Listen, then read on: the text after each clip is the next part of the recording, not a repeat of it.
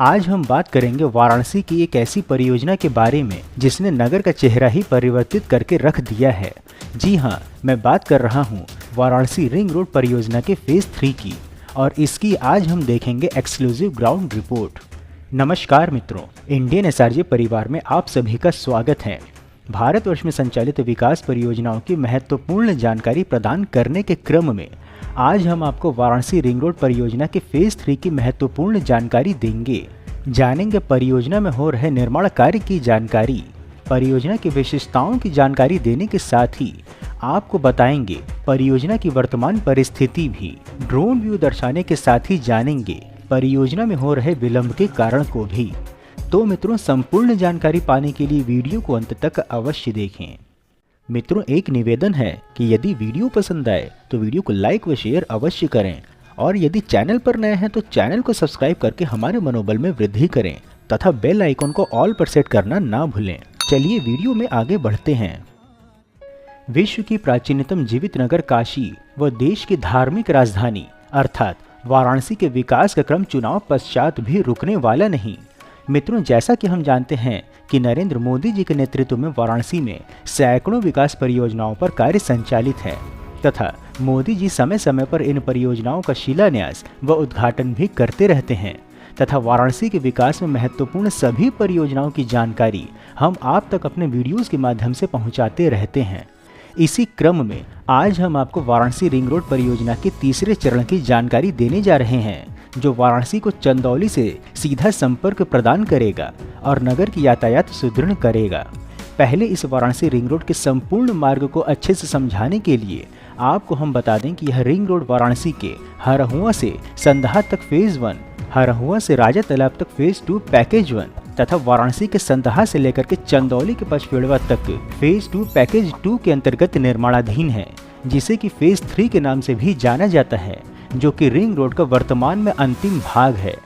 बता दें कि वाराणसी रिंग रोड फेज 3 की लागत 1355 करोड़ रुपए है, जिसमें कि सड़क के साथ ही साथ गंगा पर एक पुल के साथ 4 फ्लाईओवर, 3 आरओबी और 19 अंडरपास भी बन रहे हैं। आपको हम यहाँ पर हो रहे निर्माण कार्य की वर्तमान परिस्थिति का साक्षात अवलोकन कराते हुए बता दें कि 15 फरवरी 2019 को रिंग रोड का यह कार्य स्वीकृत हुआ था। 36 महीनों में प्रोजेक्ट पूर्ण करना था और यह कार्य दूसरी बार समय विस्तार की समयावधि में 2024 फरवरी तक में होना निश्चित हुआ था, परंतु अभी गंगा पुल व 2 स्थानों पर रेलवे ओवरब्रिज बनने में विलंब होने की आशा है। वैसे तो सड़क निर्माण का कार्य लगभग 95% पूर्ण हो चुका है। वाराणसी रिंग रोड पर वाहनों की गति सीमा 100 किलोमीटर प्रति घंटे की है। लगभग 1155 करोड़ रुपए की इस परियोजना में मुंबई की कंपनी गैमन इंडिया ने लगभग 850 करोड़ रुपए खर्च भी कर दिए हैं। इसमें लगभग 550 करोड़ रुपए केवल पुल का ही है। इस पुल के बनने से 60.08 किलोमीटर लंबे रिंग रोड नेटवर्क को एक दूसरे से जोड़ा जा सकेगा। वाहन रिंग रोड के माध्यम से नगर के बाहर से ही दूसरे जिलों की ओर जा सकेंगे।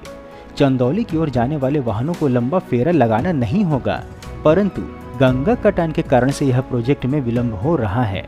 बता दें कि रिंग रोड परियोजना में गंगा सेतु की लंबाई 270 मीटर और बढ़ेगी और इसके लिए 18 पिलर अर्थात वेल बढ़ाने पर सहमति बनी है।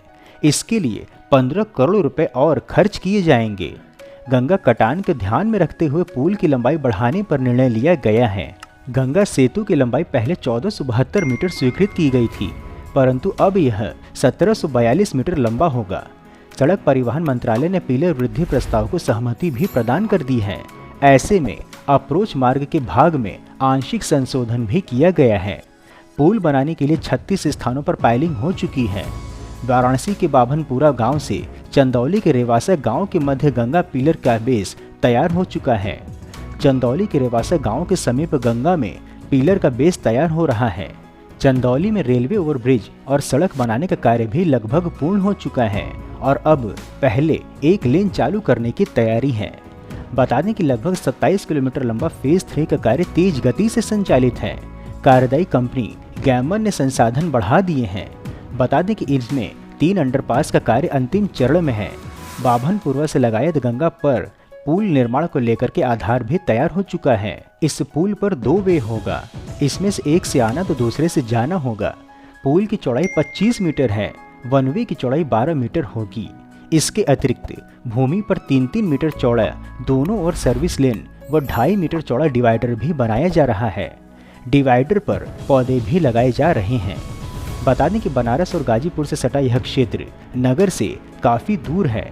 इन क्षेत्र के रहने वाले लोगों को चंदौली मुख्यालय अथवा डीडीयू नगर जाने में अत्यधिक कठिनाई होती थी। पहले मात्र एक ही रास्ता था, राजघाट पुल।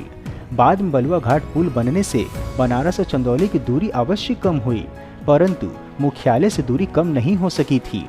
रिंग रोड बनने से चंदौली, गाजीपुर, आजमगढ़, जौनपुर, भदोही, मिर्जापुर, सोनभद्र आदि जिलों से आने जाने वाले भारी वाहनों को बहुत लाभ होगा।